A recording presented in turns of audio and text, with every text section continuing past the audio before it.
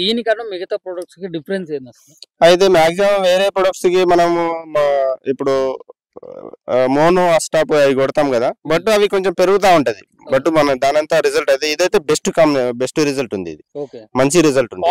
కార్డ్షేన్ అది అగ్రిషన్ కంపెనీ కార్డ్షేన్, ఇది చాలా బాగుంది రిజల్ట్. ఇది కొట్టడం వల్ల అయితే మనకు సైడ్ మీరు చూడొచ్చు, మనకు ఈ కింది నుంచి బ్రాంచెస్ వచ్చినాయి, సైడ్ బ్రాంచెస్ వస్తేనే మనకు దిగుబడి బాగా వస్తుంది. లేకపోతే నిటారుగా పెరిగింది అనుకో ఏం రాదు. దాని తర్వాత ఇది జెసికా అండి. ఇది జెసికా అయితే మనము క్రాప్ స్టేజ్ లో క్రాప్ సెట్టింగ్ రావడానికి ఇది బాగా పనిచేస్తుంది అండి. ఇది క్రాప్ స్టేజింగ్ లో అంటే మనకు అన్ని దోవాలకు రసం పీల్చే పురుగు మీద అన్నిటికి పనిచేస్తుంది. దాంతో పాటు మనకు సైడ్ బ్రాంచెస్ పూత కాపు రావడానికి పనిచేస్తుంది, ఫ్లవరింగ్ రాలకుండా కూడా పనిచేస్తుంది. దాంతో పాటు మనకు ప్రతి ఏరియాలో ప్రతి రైతుకు వచ్చే సమస్య ఏంటంటే గులాబీ రంగు పురుగు. ఇది పూతలో అంటారు కదా, పూతలో పురుగు ఉంటది గులాబీ రంగు పురుగు. ఇది ఇనిషియల్ గా కొట్టుకుంటే గులాబీ రంగు పురుగుని అరికట్టొచ్చు. దాంతో పాటు మనకు పూత కాప ఎక్కువ రావడానికి, ఫ్లవరింగ్ రావడానికి, ఇప్పుడు చూడండి మీరు, నేను ఇది వాడి 10 days అవుతుంది.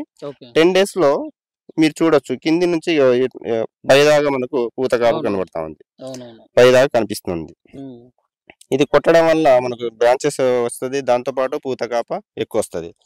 అట్లా మనకు దిగుబడి కూడా బాగా వస్తుంది. ప్రతి ఒక్క రైతులు ఇది వాడుకుంటే బాగుంటది.